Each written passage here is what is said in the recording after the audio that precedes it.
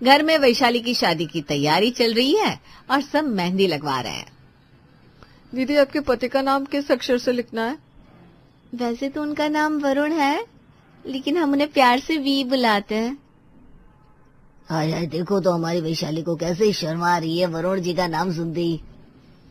क्यों मामी जी, आप तो आज तक मामा जी के नाम से कमरे में भाग जाती हैं।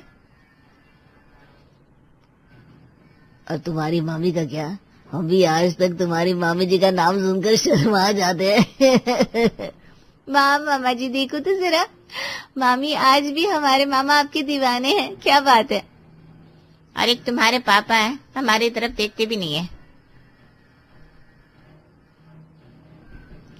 अरे देखने वाली कोई बात भी तो होनी चाहिए इंसान में, कि नहीं? अरे जीजा जी, अब हमारी बहन हेमा मालिनी से कम नहीं लगती है, आप ऐसा मत बोलिए। हाँ, हेमा मालिनी है या फिर सुपर्णखा, वो तो अब निभाने वाले को पता। क्या कहा जी आपने? देखो देखो कैसे दहाड़ रही है हमें। ये देखो, एक हमारे मम्मी पापा है जो सदैव ही लड़ते ही दिखा देते हैं। मम्मी पापा, मामा जी, मामी जी से कुछ सीखिए आप। जीवन साथी के मामले में तो हम बहुत खुशकिस्मत है भाई, हमारी धर्मपत्नी सबसे बेस्ट है। ये देखिए, एक हमारे भाई है जो अपनी पत्नी के पीछे लट्टू हुए घूमते हैं, और एक हमारे पति हैं जिन्हें हम फूटी आंख नहीं भाते। अब लट्टू कहो या कुछ भी, जो है सो है, हमारी पत्नी है ही नंबर 1, तो हम तो तारीफ करेंगे भाई।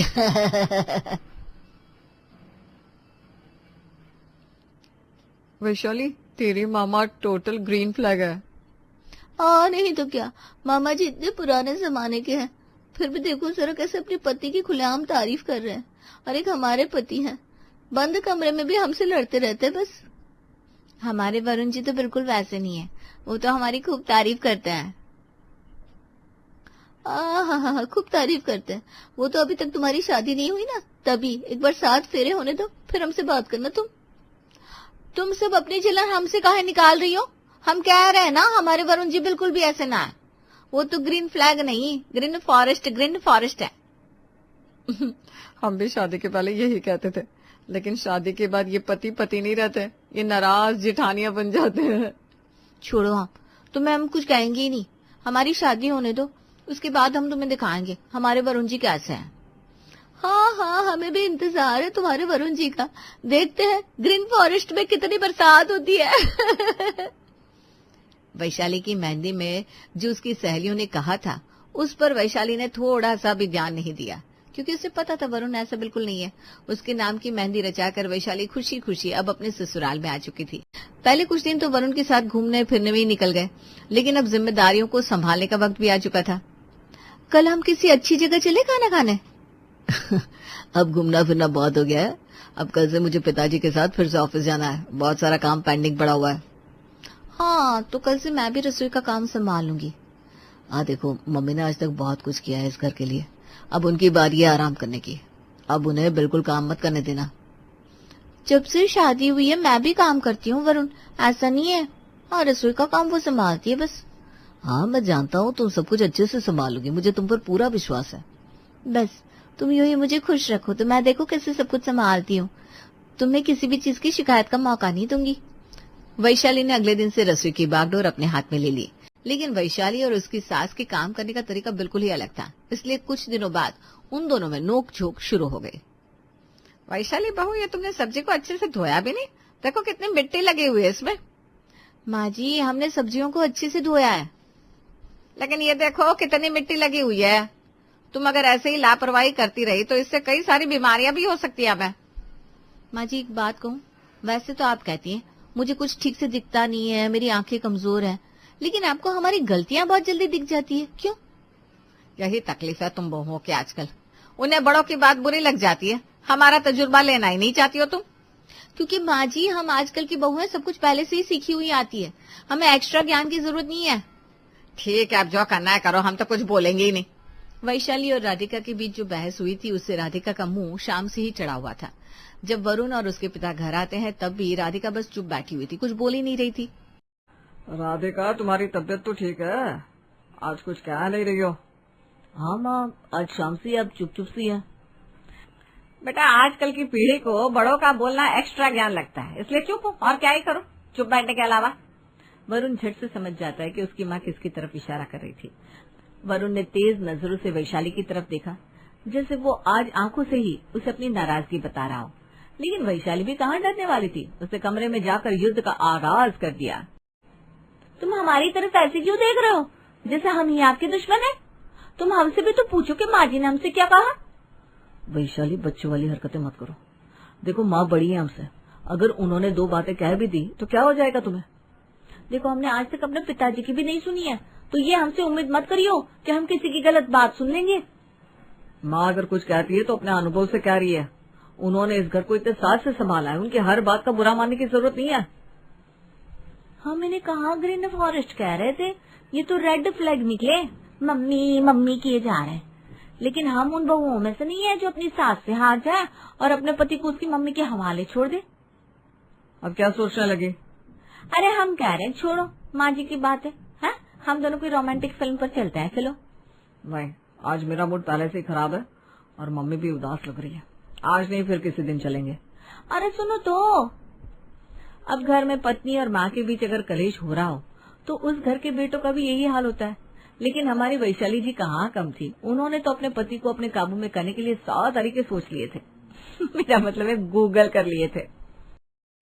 पति को अपने काबू में करने के तरीके बताइए। है, अरे वाह, इसमें तो बढ़िया बढ़िया तरीके हैं। सबसे पहला, पति के दिल का रास्ता उसके पेट से होकर निकलता है। हाँ, ये सही है। आज हम ऐसा खाना बनाएंगे कि वरुण उसे खाते ही हमारे हाथ चूमने लग जाएंगे। एक काम करती हूँ, मटर पनीर, रसमलाई, लच्छा पराठा और तड़का दाल बना देती हूँ, फिर देखते हैं कैसे वरुण को माँ जी याद आती है। वैशाली रसोई में जाती है और वरुण के लिए जो जो सोचा था उसकी तैयारी में लग जाती है। लेकिन उसी वक्त राधिका भी वहीं आ जाती है, ये देखने कि आखिर वैशाली क्या खिचड़ी पका रही है। वैशाली बहू, आज इतनी जल्दी खाना बनाने में लग गई, क्या बात है? वो आज ना हम वरुण जी के लिए उनकी पसंद का खाना बना रहे हैं, मटर पनीर, तड़का दाल, लच्छा पराठा, रसमलाई। अच्छा, तुम्हें पता है वरुण को सबसे अच्छा क्या लगता है? हाँ पता है, यही सब जो हम बना रहे हैं। हमें पता है उनको कौन सी सब्जी पसंद है। यही तुम्हारी गलत फहमी है, तुम मेरे बेटे को जानती ही नहीं हो गया इनका शुरू, मेरा बेटा, न जाने कब ये अपने बेटे को मेरा पति होने देंगी। अरे तुम सुन भी रही हो मैं क्या कह रही हूँ? नहीं। क्या? हमारा मतलब है वरुण को आपके हाथ का खाना पसंद होगा, लेकिन आजकल वो हमारे हाथ का खाना ही खाता है, टिफिन भी वो हमारे हाथ का ही पसंद करता है। अरे वो तो इसलिए है कि आजकल मैं रसोई में कुछ बनाती नहीं हूँ। लाओ, आज हम दाल तड़का बना देते, फिर देखो कैसे वरुण खाना छोड़कर बस यही खाता रह जाएगा। रहने दीजिए माँ जी, हम बना देते हैं। अब मुझे मेरी रसोई में कुछ बनाने से पहले तुमसे परमिशन लेनी होगी क्या? अब तो हर बात को उल्टा ही मतलब क्यों निकालती है माँ जी? हम कह रहे हैं हम बना देते हैं ना खाना। नहीं, आज तो हम ही दाल तड़का बनाएंगे वरुण के लिए। लाओ हमें दो। मैंने बना दी है दाल तड़का। क्या? अरे कम से कम मुझसे पूछ तो लेती। अब आपसे क्या पूछना, हमारे पति के लिए खाना बनाने से पहले आपसे पूछना पड़ेगा क्या हमें? हम तो अपनी सास से भी पूछे बिना पानी नहीं पीते थे। हाँ तो माँ जी, आपको इतनी अकल नहीं होगी कुछ करने की, इसीलिए हर बात के लिए पूछना पड़ता होगा। लेकिन मुझे तो हर बात की समझ है, आप चिंता मत कीजिए। वैशाली का जवाब सुनकर राधिका रसोई से बाहर चली जाती है। लेकिन हमारी वैशाली बड़े ही जोरों शोरों से वरुण के लिए खाना बनाती है। शाम को जब वरुण ऑफिस से घर आता है तब वैशाली ने टेबल को खाने से भर रखा था। उस पर फूल का गमला भी सजाया था। क्या बात है, आज खाने की इतनी अच्छी महक आ रही है। आज हमने आपकी पसंद का सब कुछ बनाया है। देखिए, दाल तड़का है, मटर पनीर। माँ, दाल तड़का आपने बनाई है क्या? मुझे पता था, इतनी अच्छी खुशबू आ रही है तो आपने ही बनाया होगा, क्योंकि आपके जैसा दाल तड़का तो कोई बना ही नहीं सकता। बहुत अच्छी खुशबू आ रही है क्या? लेकिन ये सारा खाना मैंने बनाया है। हाँ वरुण, सारा खाना वैशाली बहू ने ही बनाया है। मैंने तो उससे कहा था मुझे तेरे लिए दाल तड़का बनाने दे, लेकिन उसने मुझे बनाने ही नहीं दिया। कह रही थी कि आजकल तुझे उसके हाथ का खाना ही पसंद आता है। वैशाली, तुमने माँ से ऐसा कहा? अरे हम तो बस ये कह रहे थे कि आपको हमारे हाथ का खाना ही आजकल पसंद आता है। आप टिफिन ले जाते हैं तब भी तो कहते हैं ना, तुम्हारे जैसा खाना और कोई बना ही नहीं सकता। हाँ, मुझे तुम्हारे हाथ का खाना पसंद है, लेकिन दाल तड़का माँ सच में बहुत अच्छा बनाती है। अब मेरा तो रसोई पर कोई हक ही नहीं है। वैशाली बहू ही सारा खाना बनाती है और बस हमें चुप करके खाना होता है। माँ, वैशाली का वो मतलब नहीं था। आइए, आप और मैं साथ में खाना खाते हैं, आइए। अरे फिर से वरुण जी नाराज हो गए। मुझे क्या पता था माँ जी वरुण को ये सब कह देंगी। अब कमरे में जाकर फिर से लड़ने लगेंगे मुझसे, क्या करूं। वैशाली ने वरुण की माँ को खाना नहीं बनाने दिया। जब ये बात वरुण को पता चली तो उसके चेहरे से साफ झलक रहा था कि वो नाराज है। उसने तो आज कमरे में आने के बाद भी वैशाली से कोई बात नहीं की और चुपचाप सो गया। जब भी हम सोचते कि वरुण जी को खुश कर देंगे, अपनी तरफ कर लेंगे, तभी ये सब गड़बड़ हो जाती है। अब तो वो हमसे और भी ज्यादा नाराज हो गए। अब क्या खाक वो मेरी बात मानेंगे। दिव्या और शीतल सच्ची कह रही थी, शादी के बाद ना सब कुछ बदल जाता है। पता नहीं मामा जी और मामी जी का रिश्ता इतने सालों बाद भी नया नया सा कैसे है। मामा जी तो मामी जी के पीछे भंवरे की तरह घूमते हैं।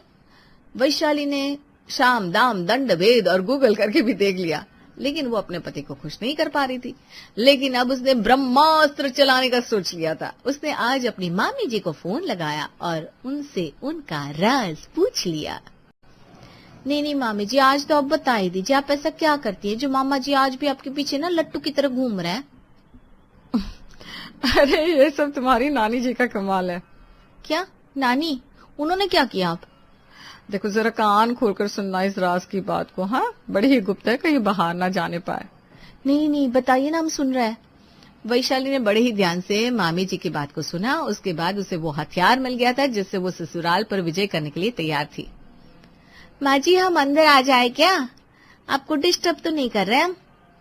शादी के बाद इसने मेरी लाइफ डिस्टर्ब कर दी है और अब पूछ रही है। अगर आप आराम कर रहे हैं तो हम बाद में आते, कोई बात नहीं। अरे नहीं, आ जा। क्या बात है, आज बड़े मैनर्स आ गए। मेरा मतलब है आज तुम्हारा मूड अच्छा लग रहा है। हाँ माँ जी, आज ना हम बाजार गए थे तो वहाँ हमें एक सुंदर सी साड़ी दिख गई। लो, खर्चा करके आई है महारानी, तभी इतनी खुश लग रही है। सिल्क की साड़ी थी, बिल्कुल बारीक काम किया हुआ है उस पर, देखिए। साड़ी तो बड़ी सुंदर है सच में। महंगी होगी ना? अब इतनी अच्छी साड़ी है तो महंगी तो होनी है ना माँ जी। लेकिन आप मना मत करिएगा, हम ये आपके लिए लाए हैं। हमारी मम्मी ने जो हमें पैसे दिए थे शगुन के, उसमें से लाए हैं आपके लिए। अरे ये इतनी सुंदर साड़ी तुम मेरे लिए लाई हो? और नहीं तो क्या माँ जी, ये सिल्क का कपड़ा, ये बारीक काम आप पर ही तो अच्छा लगेगा। हम पर तो ये रंग खिलता ही नहीं है। देखिए आप पर कितनी सुंदर लग रही हैं आप। हाँ, बात तो तुम्हारी सही है। हमारा रंग ही ऐसा है, इसलिए हम पर सब कुछ अच्छा ही लगता है। वो तो है माँ जी। हमारी सहेलियां तो कहती हैं तुम्हारी सास कम, तुम्हारी जेठानी ज्यादा लगती है। अभी आप बताइए। अरे बस अब इतने भी कुछ खास नहीं हुआ है। अरे माँ जी, आपको पता नहीं आप कितनी खास है। आप ये रखिए, मैं आज आपके लिए आपकी पसंद की शाही गोभी और पुलाव बना देती हूँ। आपको बहुत पसंद है ना? वैसे तो इतनी भी बुरी नहीं है बहू। अरे बस माँ जी, अब हमने ठान लिया है कि आपकी तरह ही बनकर दिखाएंगे। आपसे ही तो प्रेरणा ले रहे हैं, आप आशीर्वाद दीजिए अपना। वैशाली ने आज पूरा दिन अपनी सास को जो पसंद था वही किया। उनकी चाकरी में जैसे उसने खुद को ही बिछा दिया था। आज तो जैसे घर का माहौल ही अलग सा था। राधिका के चेहरे पर एक बड़ी सी मुस्कान थी। अरे आप दोनों आ गए? आइए। वैशाली बहू, जरा पानी लेकर आना दोनों के लिए। क्या बात है माँ, आज तो आप चहक रही हैं। अरे क्यों ना चहकूं, इतनी अच्छी बहू मिली है मुझे। लेकिन मुझे तुझसे बड़ी शिकायत है, तू इसे कहीं घुमाने ही नहीं ले जाता। क्यों? आज एक काम कर, इसे फिल्म दिखाने ले जा। नहीं माँ जी, आपको छोड़कर हम कहीं नहीं जाएंगे। हाँ। अरे आज पूरा दिन घर और मेरी सेवा करती रही है, आज दोनों जाओ फिल्म देखने के लिए। चलो जाओ। चलो ना, आज तुम्हारी पसंद की फिल्म भी देखते हैं और आज मैं तुम्हें तुम्हारी पसंद की गिफ्ट भी दिलाता हूँ। अब आप दोनों कह रहे हैं तो हम तैयार होकर आते हैं। वैशाली कमरे में तैयार होने जाती है। तब वरुण भी उसके पीछे पीछे जाता है और बड़े प्यार से गुलाब देते हुए कहता है, आज तुम बड़ी सुंदर लग रही हो सच में। मैं बहुत खुशकिस्मत हूँ कि मुझे तुम्हारे जैसी पत्नी मिली है। चलो आज हम दोनों खाना भी बाहर ही खाएंगे। वाह मामी जी, आपका आइडिया तो सच में काम कर गया। अब समझ में आ गया, पतियों के दिल का रास्ता उनकी माँ की खुशी से होकर गुजरता है। माँ खुश तो मैं खुश, सही है। सुमन ऊपर वाली अलमारी का दरवाजा खोलती है, तभी सारे बर्तन एक साथ उसके ऊपर गिर जाते हैं। माँ मर गई, बड़े जोर से सिर फूटा है मेरा। सुमन को इतनी तेज आवाज में चिल्लाते सुन घर की छोटी बहू और उसकी सास दौड़ी दौड़ी रसोई में आती है। अरे क्या बात है बहू, सुबह सुबह इतनी जोर से क्यों चिल्ला रही है? हाँ दीदी, क्या वो सब ठीक तो है ना? अरे क्या बताऊं, ऊपर वाले कैबिनेट में बर्तन ठूस ठूस कर रखे थे। जैसे ही दरवाजा खोला मैंने, बर्तनों का पहाड़ मेरे ऊपर आकर गिर पड़ा। ओ दीदी, आपके सर पर तो ज्यादा लग गई है। अगर ऐसा ही था तो तुझे ढंग से काम करना चाहिए था ना बहू। तुझे तो पता है सभी जगह कितने सारे बर्तन रखे। अब ऐसी लापरवाही करेगी तो थोड़ी बहुत चोट तो लगेगी। मम्मी जी, मैंने जानबूझकर थोड़ी ना किया है। अब भला कौन चाहेगा कि काम करते वक्त उसे ऐसी चोट लग जाए। बिल्कुल सही कहा मम्मी जी दीदी ने। लेकिन फिर भी अगर तुम जरा सावधानी से काम करोगी तो ऐसा नहीं होगा। लेकिन मम्मी जी, अगर आप हमारी जरा सी रसोई बढ़वा देंगी तब भी ऐसा नहीं होगा। हम कब से कह रहे हैं, लेकिन कोई हमारी बात सुनने को तैयार ही नहीं है। वो भी सही है, अभी आपने घर की बाकी मरम्मत भी तो करवाई है, तो रसोई की तरफ कोई इतना ध्यान क्यों नहीं दे रहा? कोई हमारी बात समझना ही नहीं चाहता। अरे लेकिन बेटा, तुम दोनों भी हमारी बात कहाँ समझना चाह रही हो। रसोई में पैसे खर्च करना फालतू की बर्बादी है, इसलिए इतना सोचो मत। बस जरा अपने काम को ध्यान से करो। जरा से ध्यान की ही कमी है और किसी चीज की जरूरत नहीं है। इतना कहकर कमला वहां से चली जाती है। देखा ना दीदी, कैसे मम्मी जी हमें फट से जवाब देकर चली जाती है। अरे भला हम जानबूझकर लापरवाही क्यों करेंगे? जरा रसोई का हाल देखो, इतनी छोटी रसोई, ऊपर से इसमें दुनिया भर का सामान भरा पड़ा है।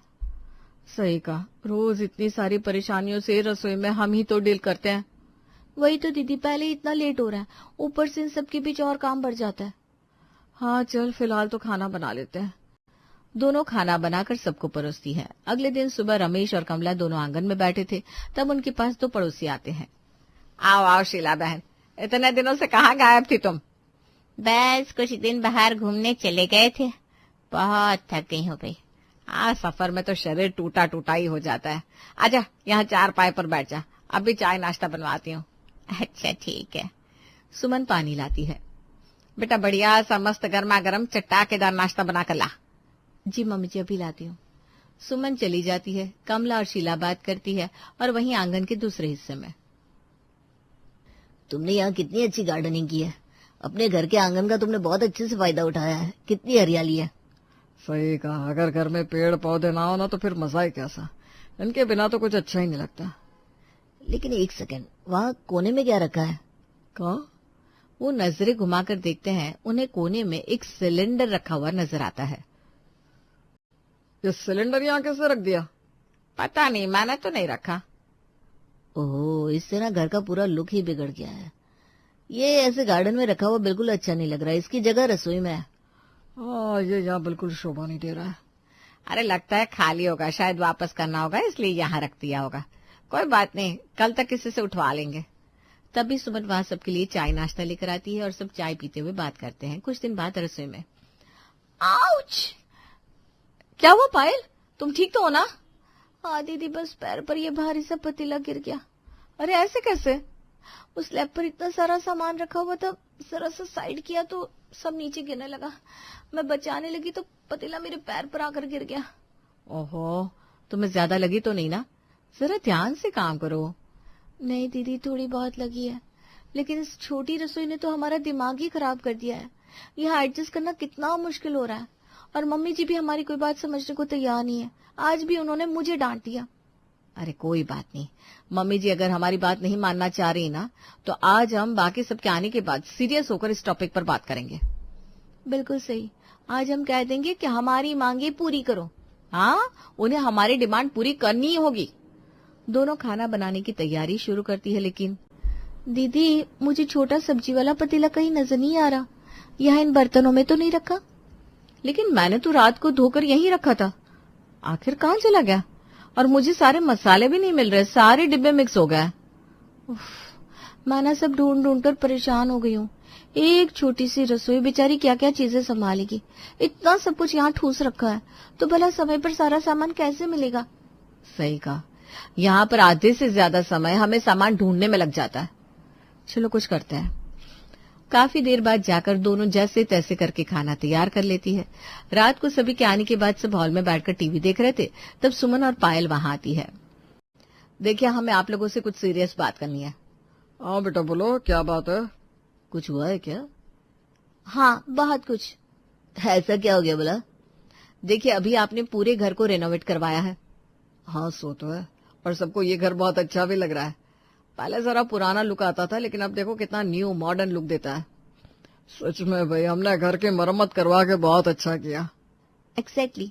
जब आपने घर की मरम्मत करवाई है तो आप लोग रसोई को कैसे भूल सकते हैं? ये तो हमारे घर का एक अहम हिस्सा है। जब अपने घर को न्यू लुक दिया है तो रसोई पुरानी क्यों छोड़ दी? उसे भी तो मेकओवर की जरूरत थी। अरे तुम भी कैसी बात करती हो? भला रसोई में क्या ही चेंज करवाने की जरूरत है? आप दोनों को बस रसोई में खड़े होकर खाना ही तो बनाना होता है। हाँ, खाना बनाना होता है, लेकिन हम खाना बनाने में बहुत ज्यादा परेशान हो जाते हैं। इतनी छोटी सी रसोई है और इतना सारा सामान है। पूरी रसोई में सामान ही सामान भरा हुआ है। कोई भी दरवाजा खोलो, सामान सीधा हमारे ऊपर आकर गिरता है। और तो और इतना सामान भरा हुआ है कि ढंग से किचन में खड़े होने की जगह तक नहीं मिलती। खाना बनाने में बहुत परेशानी होती है। इतना समय खाना बनाने में नहीं लगता जितना समय रसोई में सामान ढूंढने में लग जाता है। हम तो किचन में बस सामान के साथ लुका छुपी ही खेलते रह जाते हैं। अरे बेटा, तुम दोनों से मैंने कितनी बार कहा है कि ये सब फालतू की बात है और इसमें बस एक्स्ट्रा खर्चा ही होना है। तुम दोनों भी रसोई की जिद को लेकर बैठ गई हो। बिल्कुल। भला रसोई में क्या ही चेंज हो सकता है? देखिए, जो रसोई के बाहर एक्स्ट्रा जगह बची है ना, हम उसे रसोई में मिला सकते हैं और उसका अच्छे से यूटिलाइज हो सकता है। वो जगह एक्स्ट्रा है, किसी काम की नहीं है। हाँ, अगर रसोई में स्पेस बढ़ जाएगा तो हमें सामान रखने की भी जगह ज्यादा मिल जाएगी और हमें इस तरह परेशानी नहीं होगी। पूरा दिन रसोई में इतनी मेहनत से काम करना कोई आसान बात नहीं होती। यार तुम दोनों बिना बस फालतू के खर्चे बता रही हो। लेकिन जब पूरे घर में आपने इतना खर्चा करवाया है और इतना सब कुछ चेंज करवाया है तो एक रसोई में भी थोड़े पैसे खर्च कर देंगे तो क्या ही हो जाएगा? देखो बेटा, हमने कहा ना ये सब फालतू का खर्च है। तुम्हें और कुछ चाहिए तो बता देना। अभी इस टॉपिक को यहीं बंद कर दो और हमारे लिए चाय नाश्ता बनाकर लाओ। जाओ। दोनों मुंह बनाकर रसोई में जाकर काम करना शुरू कर देती हैं। इन लोगों को इस तरह इतनी आसानी से हमारी बात समझ में नहीं आने वाली। सही कहा दीदी। किचन का टॉपिक उठाती है, इनको पता नहीं क्या आग लग जाती है। ये लोग ना हमारी पूरी बात सुनते हैं ना ही उस पर ध्यान देते हैं, बल्कि इन्हें तो ये फालतू का खर्च लगता है। अरे कोई नहीं, इन्हें सबक हम सिखा ही देंगे। अगले ही दिन दोनों सुबह सुबह मिलकर रसोई का सारा सामान आंगन में सजा देती हैं। अब बिल्कुल ठीक है, ऐसे रसोई में बहुत स्पेस हो गया है। हाँ दीदी, अब मजा आएगा। दोनों रसोई में जाती हैं। वाह दीदी, कितना ज्यादा स्पेस बढ़ गया ना। जो भी इतना ज्यादा एक्स्ट्रा सामान रखा था सब हटाने पर कितना अच्छा लग रहा है। रसोई का लुक भी अच्छा लग रहा है और हमें स्पेस भी ज्यादा मिल गई। हाँ, अब हम यहाँ आराम से कंफर्टेबल होकर काम कर पाएंगे। इतना सारा सामान था, उसपे तो घुटन महसूस होती थी। बिल्कुल, सब ऊपर नीचे ऐसे रखा हुआ था, बहुत ज्यादा घुटन होती थी।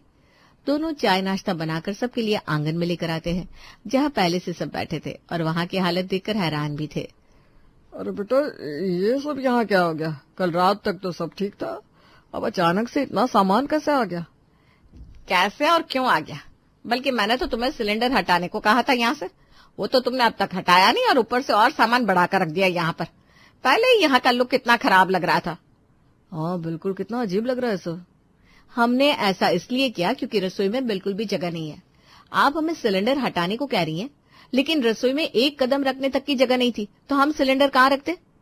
अपने सर पर रखते। हाँ, पहले ही बाकी का सामान बहुत ज्यादा हो रहा था। कभी हमारे ऊपर कुछ गिरता, कभी कुछ। सांस लेने तक की जगह नहीं बची है रसोई में। अरे ऐसे कैसे जगह नहीं है? बहुत जगह है। मैंने भी इसी रसोई में बहुत साल काम किया है। तुम दोनों के नखरे कुछ ज्यादा ही हो रहा है। तुम दोनों से एक ढंग से रसोई भी नहीं संभाली जा रही। तुम दोनों भला क्या करोगी? आप हमारी बात समझ नहीं पा रही है या समझना नहीं चाहती है? आपके सामने हमें कितनी बार चोट लगती है और इतना सामान होने की वजह से हम ढंग से मुड़ भी नहीं सकते। अरे लेकिन बेटा, इसका मतलब ये तो नहीं कि तुम हमारे आंगन की शोभा खराब करोगी। तुम मेरे आंगन से दुश्मनी क्यों निकाल रही हो?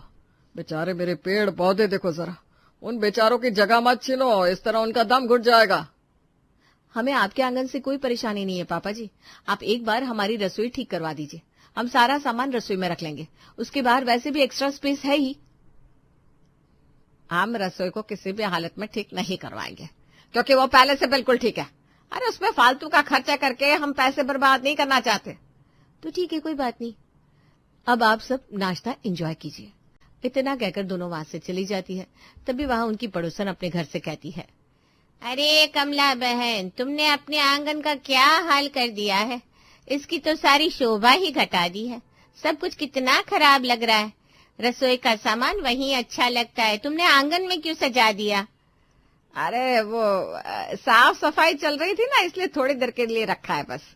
अच्छा, मुझे लगा पता नहीं तूने ऐसा क्यों किया, मैं तो डर ही गई थी। अब जो भी रसोई में एक्स्ट्रा सामान होता सुमन और पायल दोनों उसे बाहर आंगन में रख देती थी। ये बात घर में किसी और को बिल्कुल भी अच्छी नहीं लग रही थी। हे भगवान, इन दोनों ने पता नहीं क्या ठान रखा है, हर कोई हमें हर रोज ताने देता है। कमला ने इतना कहा ही था कि एक और पड़ोसन आ जाती है। अरे कमला बहन, तुम्हारे घर में रसोई नहीं है क्या, जो सारा सामान बाहर आंगन में रख दिया है? अरे नहीं नहीं, ऐसा नहीं है, वो तो बस बस रहने दे, मुझे पता है आगे क्या बोलेगी। कई दिनों से सुन रही हूँ लेकिन अभी तक सामान उठा नहीं है। अरे उठ जाएगा, तू ये सब छोड़, आज यहाँ बैठकर थोड़े गप लड़ाते हैं। मुझे बता, सोनू की बहू के साथ क्या बात हुई तेरी, मुझे सब जानना है। अभी नहीं बता सकती मैं। क्यों? अरे अब तेरे आंगन में बैठने का मजा ही नहीं आता जैसे पहले आता था। पहले अच्छे अच्छे पौधे नजर आते थे, लेकिन अब देखो, सिलेंडर, इतने सारे डिब्बे, पूरी रसोई ही उठाकर यहाँ आंगन में लगा दी है। अरे तो क्या हुआ, कुछ दिन की तो बात है। नहीं, पहले की तरह गार्डन वाली बात नहीं रही, वो मजा ही नहीं आता। जरा हमारा गार्डन आकर देख, कितना सुंदर लगता है। तेरा आंगन तो हमारे वाले से भी ज्यादा सुंदर हुआ करता था, लेकिन तूने तो इसका नक्शा ही खराब कर दिया। मैं चली भाई। अरे रुक तो सही, जरा मेरी बात सुन। पर विमला वहां से चली जाती है। देखा, बस इसी चीज की कमी बाकी थी। अब इन बहुओं की वजह से सब खराब हो गया है। अरे लेकिन अब क्या कर सकते हैं, हमने उन्हें कितनी बार कहा, लेकिन दोनों मानने को तैयार ही नहीं है। दोनों बस अपनी जिद पर अड़ी है। ऐसा कैसा नहीं मानेंगे दोनों? हम उनकी कोई जिद पूरी नहीं करने वाले, उन्हें हमारी बात माननी पड़ेगी। देखते हैं क्या होता है। शाम को तुम्हें आंगन से अपना सामान हटाना ही होगा। सामान तो तभी हटेगा जब हमारी रसोई बढ़ेगी। देखो, ऐसे बेवजह की जिद मत करो। ये बेवजह की जिद नहीं है पापा जी, हम यहाँ पर अपने हक की बात कर रहे हैं। मैं तो सोच रही हूँ आज चूल्हा भी बाहर आंगन में ही रख देती हूँ। बाहर खाना बनाने में कितना मजा आएगा ना पायल। नहीं, तुम दोनों ऐसा नहीं कर सकती हो, मैं तुम्हें ऐसा नहीं करने दूंगी। हम अभी वही करने जा रहे हैं मम्मी जी। दोनों वहां से चली जाती हैं। लगता है दोनों सब खराब कर देंगी। इस तरह दिन गुजर रहे थे। कुछ दिन बाद रमेश अपने आंगन में टहल रहा था, तब उसे अपने दो पड़ोसी नजर आते हैं। अरे तुम दोनों कहाँ थे, इतने दिनों से गायब हो? आ जाओ अंदर आओ। ठीक है भाई, अभी आते हैं। जैसे ही रमेश के दोनों दोस्त अंदर आते हैं, दोनों हैरान रह जाते हैं। अरे भाई, तूने अपने घर का क्या हाल बना रखा है? ये तेरे घर का आंगन तो नजर ही नहीं आता। कहीं हम गलत जगह पर तो नहीं आ गए? अरे नहीं, कैसी बात कर रहे हो, ये मेरा ही घर है। ओ लेकिन ये आंगन कम, रसोई ज्यादा लग रही है। तूने ऐसा क्यों किया भाई? अब तो यहाँ पर सिलेंडर के साथ बाकी डिब्बे और चूल्हा भी रख दिया। अब ये सब टेम्पररी है, कुछ समय के लिए रखा है, इसे छोड़ो, आओ जरा बैठते हैं। नहीं, अभी तो हम जा रहे हैं, कभी बाद में आएंगे। हम तो यहाँ बाकी दोनों की तरह योगा और चैटिंग करने आए थे, लेकिन यहाँ का नजारा देखकर हमारा मूड ही खराब हो गया। सॉरी यार। हाँ भाई, अभी तो चलते हैं यहाँ से। अरे ऐसा क्यों बोलते हो, बैठो ना, मैं तुम्हारे लिए चाय नाश्ता बनवाऊंगा। नहीं, यहाँ हम पहले अपना मूड अच्छा करने आते थे, लेकिन अब ये सब देखकर मूड खराब हो गया। हम बाहर पार्क में घूमने जा रहे हैं। इतना कहकर वो दोनों भी वहां से चले जाते हैं। इस रसोई के पंगे की वजह से तो यहाँ पर सब कुछ खराब हो गया। इसका इलाज करना पड़ेगा, वरना हर कोई हमारा इसी तरह बहिष्कार कर देगा। रात को खाने की टेबल पर तुम दोनों को काफी दिनों से समझाने की कोशिश कर रहे हैं। हाँ, लेकिन तुम दोनों होके हमारी बात मानने को तैयार ही नहीं है। तुम्हारी वजह से अब हमारे घर पर आना किसी को पसंद नहीं है, बल्कि हर कोई हमें ही ताना देता है और अजीब अजीब निगाहों से देखता है। और इन चीजों की वजह से हमें बहुत परेशानी हो रही है। लेकिन हम ऐसा ही करेंगे, हम जो कर रहे हैं वैसे ही होगा। बाहर आंगन में अब तो खुली रसोई भी बनेगी। लेकिन ऐसा करने से हमें ज्यादा परेशानी हो रही है। क्या आपने हमारी परेशानी के बारे में सोचा? हमने भी तो कहा कि हमें परेशानी हो रही है। आप हमारी परेशानी हल कर दीजिए, हम आपकी परेशानी हल कर देंगे, सिंपल। हाँ, हमें भी सुकून मिल जाएगा, फिर आपको भी सुकून मिल जाएगा। लेकिन जब तक हमारी मांगे पूरी नहीं होगी, हम किसी की मांग पूरी नहीं कर सकते। दोनों अपनी बात कहकर वहां से चली जाती है। लगता है इस बार दोनों ने ठान लिया है कि अपनी जिद पूरी करवा कर ही रहेंगे। लेकिन ये तो गलत बात है ना, यहाँ कोई भी किसी की भी बात समझने को तैयार ही नहीं है। हम इनकी जिद पूरी नहीं होने देंगे। हम भला इतना खर्च क्यों करें? अरे छोड़ना बेटा, मुझे लगता है हमें उनकी बात मान लेनी चाहिए। कम से कम इसी बहाने हमारा आंगन तो बच जाएगा। हाँ, क्या कुछ रुपयों के लिए हम भी बच्चों की तरह जिद कर रहे हैं। अगर उनकी रसोई इन्हें सही तरीके से मिल जाएगी तो हमें भी हमारा आंगन सही सलामत वापस मिल जाएगा। अब ना तो कोई हमारे घर आकर बैठना पसंद करता है और ना ही पहले की तरह हमारे आंगन की कोई शोभा रही है। बेटा तू कल से ही घर में रसोई का काम शुरू करवा दे, अब मुझे और मुसीबत नहीं मोल लेने। ठीक है पापा, हम कल ही बात करते हैं। कल नहीं बेटा, आज अभी इसी वक्त बात कर। ठीक है, मैं अभी कांटेक्ट करता हूँ। हम रसोई का भी ट्रांसफॉर्मेशन करवा ही देते हैं।